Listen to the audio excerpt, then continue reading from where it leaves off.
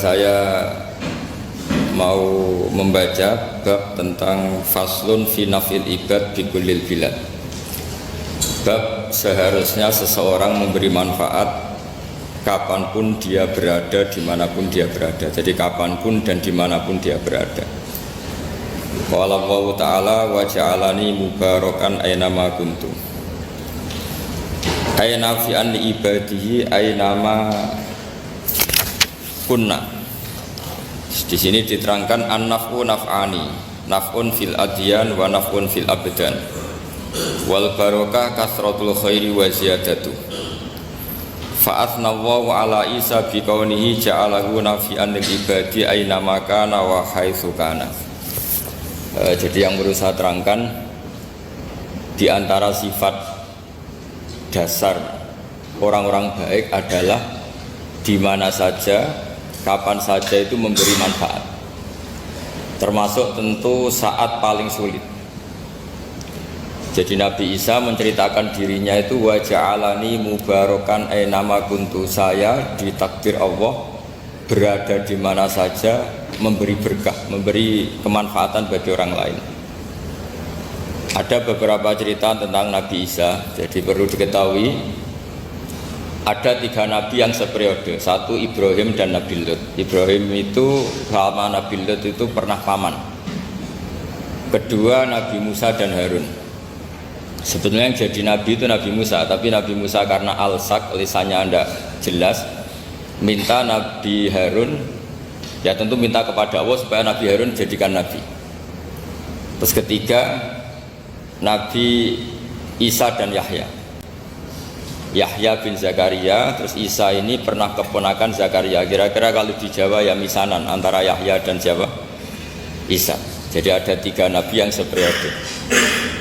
Tapi yang paling berkompeten, yang sederajat kira-kira seperti itu hanya Isa dan Yahya. Karena Nabi Lut dan Nabi Ibrahim itu beda level. Karena Lut ini pernah keponakan, jadi hubungannya kira-kira yang murid dan guru. Terus Musa dan Harun itu juga nggak level, karena Nabi Harun ini jadinya nabi itu atas permohonan Nabi Musa. Sehingga meskipun Harun itu kakaknya, tapi nggak berani bantah. Jadi Nabi Musa itu dalam cerita beliau itu alsak. Alsak itu lesannya agak kedal. Tapi ini alsak yang barokah. Jadi dulu ceritanya Musa kecil karena dia seorang nabi, beliau seorang nabi. Itu kalau melihat Fir'aun itu mantelnya bukan main. Padahal kecilnya dirawat Fir'aun. Singkat cerita mulai kecil sudah usil. Kalau melihat Fir'aun itu ya jenggotnya dipakai mainan. Terus pokoknya nakal ya. Lama-lama Fir'aun curiga, dasar orang Israel. Nabi Musa ini turunan Israel. Lama-lama Fir'aun itu yakin kalau itu sengaja. Akhirnya Fir'aun mau membunuh Musa. Terus kata istrinya Fir'aun, Musa itu masih anak kecil. Jadi seperti itu ya bawaan anak kecil, bukan bawaan kebencian terhadap orang Kipti, orang Mesir. Kalau dalam bahasa kitab kuno Mesir itu Egypt al-Kipti, makanya disebut Maria al-Kiptiyah. Kalau orang sekarang bilang Egypt itu bahasa kunonya Mesir itu al-Kiptiyah. Nah, memang secara bahasa Arab Mesir itu gak mungkin, bahasa Arabnya Mesir itu gak mungkin, karena Misro itu maknanya kota. Jadi kalau kamu bilang kamu kemana, ke Misro, ke kota, lah yo kota mana, yo kota Mesir, itu bisa debat kusir. Jadi ya kayak kita lah, kita sekolah di mana? Di madrasah. Madrasah terjemahnya apa? Sekolah. Nah, kemudian oleh istrinya Fir'aun ya gini saja, buktikan kalau Musa itu masih anak kecil. Masyhur itu dalam cerita, dikasih bara api sama apel. Sebenarnya Musa kecil ini sudah pinter mau milih apel. Sama malaikat Jibril diarahkan tangannya itu ngambil apa? Bara api terus dikunyah. Itu yang menyebabkan lisannya Musa itu alsak, agak pelak. Nah ketika jadi Rasul itu akan repot, karena nanti harus pakai penerjemah. Jadi seorang Rasul tapi lisannya tidak apa? Cakap. Akhirnya Nabi Musa realistis, ngendikan ketika diutus, wa akhi Harun wa afsahu minni lisanan fa arsilhu ma yarid ayyusaddiquni inni akhafu ayyukadzibun. Ya Allah, saudara saya Harun itu lisannya lebih fasih, tolong jadikan dia Rasul. sebagai penguat saya. Akhirnya Allah mengabulkan doanya Nabi Musa, kemudian Harun dijadikan sebagai apa? Rasul. Sehingga meskipun satu angkatan, Harun dan Musa ini nggak level. Artinya nggak level itu ya Harun yang takut Musa. Terus ketiga ini Nabi Yahya dan Nabi Isa. Ini umurnya ya seangkatan, kecerdasannya, jadi nabinya sama-sama mulai kecil. Kita tahu Nabi Yahya termasuk yang diberi khitab Allah, ya Yahya khudil kitaba biquwwah wa atainahul hukma sobiyya. Yahya, berpeganglah kitab secara kuat dan dia saya kasih kenabian ketika kecil. Sama dengan Nabi Isa yang disebut wa yukallimun nasa fil mahdi wa kahla.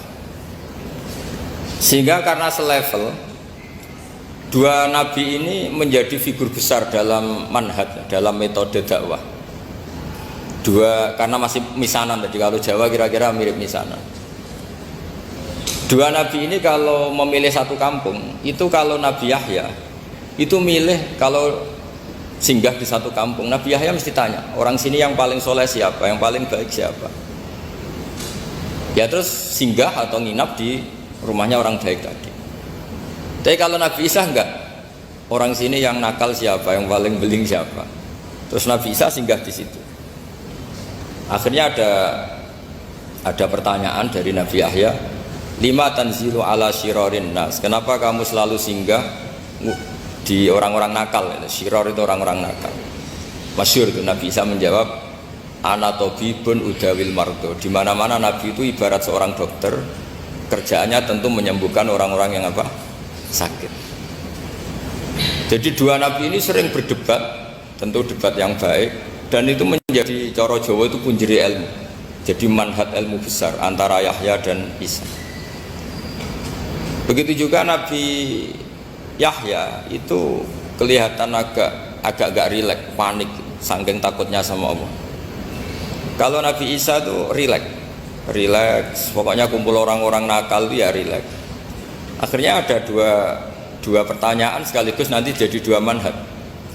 Kenapa kamu sering masam, sering kalau bahasa Arab itu abasa ya. Terus yang Nabi Yahya balik bertanya, kenapa kamu sering senyum, sering tertawa?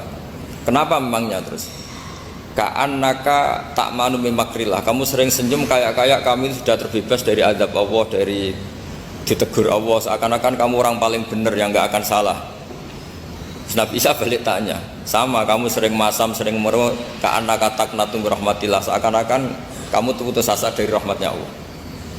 Sehingga kemudian itu jadi manhaj besar. Kalau terlalu senyum ya dianggap orang yang kayak nggak punya perasaan dosa gitu. Tapi kalau terlalu masam, terlalu merenggut, seakan-akan rahmat Allah itu terbatas, sehingga seakan-akan Allah itu rahmatnya nggak cukup lah untuk mengelola manusia ini. Sehingga itu jadi metode besar yang masyhur itu dalam sebuah hadis Nabi ngendikan, ulama ummati ka anbiya Bani Israil. Ulama umatku itu kapasitasnya atau fungsinya atau manfaatnya setingkat nabi-nabi Bani Israil. Karena ketika umat ini enggak ditunggui para nabi setelah Rasulullah SAW, itu yang nunggui hanya ulama. Tapi ulama ini sudah cukup mewakili para nabi Bani Israil. Dan banyak syurahul hadis, para penyarah hadis mensarahkan, Nabi tidak ngendikan ulama ummati kamisli seperti saya, tapi ka'ambiyai Bani Israel, bagaimana nabi-nabi Bani Israel. Nabi Bani Israel itu macam-macam, termasuk ada yang tidak nikah, yaitu yang bernama Yahya dan Isa. Delala umatnya Nabi itu ada orang alim alamah yang ilmunya melegenda, yaitu namanya Imam Nawawi, itu tidak nikah sampai kabudut. Meskipun dalam ajaran syariatnya Nabi an-nikah sunnati, tapi selalu ada orang yang ditakdir tidak nikah karena masyhul, karena sibuk ngurus ilmu, bukan karena tidak laku. Yang jelas itu bukan karena tidak laku. Imam Nawawi itu ganteng, orangnya ya normal, tapi karena sibuk nulis, beliau sampai kabudut itu tidak nikah. Imam Sibawayh itu suka sekali sama ilmu, menjadi istri utamanya ya ilmu itu. Dia ganteng, Sibawayh itu maknanya tuh apel, dia ganteng sekali, sampai banyak cewek yang seneng. Akhirnya dia nikah, tapi nggak pernah dikumpulin. Dia belajar terus. Ketika beliau ke pasar, dulu nggak ada supermarket, beli kertas, kitabnya dibakar semua sama istrinya. Dikira istrinya terus mencintai dia, malah diceraikan. Itu siapa? Imam Syafi'i. Terus ada umatnya Nabi yang paling unik di dunia. Mungkin Pak dosen, saya kiai pun nggak bisa niru. Itu ada orang tuh ganteng sekali, istrinya cantik sekali. Itu tahu-tahu sudah 10 tahun tidak pernah hubungan suami istri. Karena ketika si suami itu tahu istrinya cantik, itu langsung sholat sujud syukur, sholat terus, saking senengnya punya istri cantik. Yang istrinya cantik juga solihah, tahu suaminya ganteng ya terus sholat terus syukur. Itu sampai berhari sampai bertahun-tahun. Terus ketika ketemu cocokan, dek kita sudah nikah berapa? Terus dilihat kayaknya sudah 10 tahun tapi tidak pernah hubungan. Oh itu nggak kebayang, itu ganteng sama cantik. Kalau jelek sama jelek itu mungkin. Yang satu bilang naudzubillah, satu itu kan nunggu rafa saja. Ini nggak ganteng sama cantik. Nah kenapa kualitas ulamanya Rasulullah itu bisa seperti Nabi Bani Israel? Karena agama ini, umat ini sudah ada ditunggui para nabi. Sehingga mau tidak mau kualitas ulama, alhamdulillah barokahnya Nabi itu berkualitas kayak nabinya Bani Israel. Nah ini penting sekali saya utarakan supaya dicek saja. Kalau kita nggak percaya, dicek saja dalam hadis-hadis sahih. Misalnya begini, ketika Nabi memenangkan perang Badar, itu ada Asra Badrin, tawanan-tawanan perang Badar. Nabi suka musyawarah, suka rembukan. Ya Abu Bakrin, menurut kamu tawanan ini diapakan? Kata Abu Bakar, hum asyiratuka, mereka itu keluarga engkau, orang-orang Quraisy. Ya dibebaskan saja, pakai tebusan. Nanti uang itu kita kelola supaya jadi penguat Islam, dan orang-orang ini merasa utang jasa karena harusnya dibunuh tapi kita bebaskan. Terus tanya, bagaimana kamu ya Umar, menurut kamu? Kata Umar, ini kan orang-orang yang dulu ingin bunuh kamu, yang ingin menghabisi jenengan, ingin dan sudah ngusir jenengan. Ya setelah ketangkap ya dibunuh, kok repot. Apa kata Rasulullah? Rasulullah spontan ngendikan, inna masalah kayak Abu Bakrin kama sali Ibrahim, kamu ibarat kayak Nabi Ibrahim. Izqala faman tabi'ani fa innahu minni wa man asani fa innaka ghafurur rahim. Jadi Nabi Ibrahim itu unik, melihat umat itu sesyafakoh itu. Syafakoh itu banget sayangnya. Nabi Ibrahim cara berpikir, faman tabi'ani fa innahu minni, orang yang ikut saya ya Allah pasti golongan saya, tentu layak masuk surga. Waman asoni, orang yang mendurhakai saya, fa innaka ghafurur rahim, engkau maha pengampun. Bukan yang mendurhakai langsung masuk neraka, enggak, engkau maha pengampun. Wa masaluka ya Umar kama salin Nuh, isqala rabbi la tadzar ala ardi minal kafirina dajjara. Umar, kamu mirip Nabi Nuh, inginnya semua orang kafir dihabisin. Ya masyhur kan, Nabi Nuh itu enggak ingin ada orang kafir sampai ada banjir tufan. Nah kalau sampean tanya bedanya apa dengan garis keras sekarang, bedanya ya beda sekali. Kalau Nabi Nuh benci sama orang kafir itu diserahkan yang punya, sehingga yang punya yaitu Allah yang menghukum dengan banjir bandang. Tapi kalau kita kan kadang kita bertindak sendiri, jadi potensi disalahkan. Yang jelas dalam hadis-hadis sahih, Nabi Nuh itu tidak bisa mensyafaati karena itu. Ketika diminta ini hadis sahih, bukan ada di Bukhari, ada di Muslim. Karena biasanya kalau di kota itu ditanya ini sahih enggak? Untungnya yang tanya kadang enggak paham, ini alhamdulillahnya. Jadi wah repot. Nabi Nuh itu diantara sebabnya enggak bisa mensyafaati adalah pernah corong Jawa maksudno kaume. Kalau dalam bahasa Arab itu da'a li Zaidin berarti mendoakan positif, kalau da'a la Zaidin mendoakan negatif. Kalau orang Jawa itu ada doa, ada pasot. Nabi Nuh adalah orang yang pernah maksudkan kaumnya. Nah, saya cerita sedikit tentang Nabi Nuh dan Nabi Ibrahim. Nabi Ibrahim dianggap tadi cerminannya Abu Bakar, dianggap niru Ibrahim, cerminannya Umar, dianggap niru Nabi siapa? Nabi Nuh. Lalu kalau sampean tanya, bedanya gimana? Begini logikanya. Andai kan kita mengkaji secara akademik begini. Ada ulama besar namanya Abdul Hasan Asyadzili, itu masyhur di Indonesia menjadi Thariqah Asyadziliyah.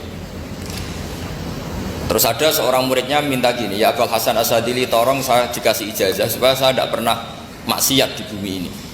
Karena saya takut sama Allah, kalau saya maksiat itu merasa tidak nyaman dengan Allah. Abdul Hasan Asyadzili ini malah marah besar. Atuhibbu alla tadhhara maghfiratu. Kalau kamu tidak pernah maksiat, berarti kamu suka maghfirahnya Allah Ta'ala itu tidak kelihatan, karena nggak ada yang maksiat. Tapi bukan dukung kamu yang tidak ada, ini cerita ilmiah. Tapi kalau Said Abdul Al-Haddad itu kebalikannya. Ada orang fasik itu hidup berkeliaran, mengganggu masyarakat, ganggu ketertiban agama. Ada kiai atau siapa gitu mendoakan supaya tobat atau dikasih panjang umur supaya nanti bisa tobat. Itu beliau Said Abdul Al-Haddad marah besar. Man da'a li fasikin bil baqa faqad ahabba ayyusawahu fi ardi. Orang yang mendoakan orang fasik hidup berarti dia suka Allah dimaksiati di buminya. Jadi akhirnya jadi kutub besar, yang satu Sadziliyah, yang satu Haddadiyah. Kenapa ya? Karena tadi yang satu cerminan Nabi Isa, yang satu cerminan Nabi Yahya. Sebagaimana sabda Rasulullah tadi, apa ulama ummati ka anbiya'i bani Israil. Juga masyhur dalam aplikasi pengajaran juga gitu. Masyhur sekali dalam kitab-kitab diceritakan kalau Said Abdul Al-Haddad kalau ada orang sowan itu, kamu ngaji sama siapa? Sama si A itu. Pernah nangis gak pas ngajar? Gak pernah. Udah gak terus, gak usah diterusin ngaji orang seperti itu. Hatinya atas, wong orang iso nangis ya. Tapi kalau Abdul Hasan As-Sajili kebalikan, kamu ngaji sama siapa? Sama si A itu. Pernah tertawa enggak kalau ngaji? Enggak pernah. Udah enggak usah ngaji sama orang itu. Orang enggak bisa syukur. Jadi itu manhaj besar. Nah akhirnya orang-orang kayak kita ini enggak jelas semua. Nangis ya bisa, syukur, guyu ya bisa. Cuma celakanya kalau kita nangis karena tidak punya uang, kalau guyu karena punya uang, itu masalahnya. Tapi kalau wali-wali dulu enggak. Kalau senyum ya karena saking yakin rahmatnya Allah itu wasiat rahmatu. Kalau nangis ya karena takut azabnya Allah. Kalau kita kan enggak, sangat-sangat materialistik. Ini yang membedakan kita. Sebenarnya nangis dan senyum itu satu keharusan karena Allah punya madharul jalal. Ketika Allah dengan sifat keagungannya, maka kita ini seorang Jawa serakot bersenyum. Tapi Allah itu kadang sebagai madharul jamal, adanya satu keasikan. Sehingga yang merengut itu yang salah. Makanya dalam ilmu tasawuf, kutub wali itu hanya dua. Allah dengan madharul jalal, dengan Allah yang madharul jamal.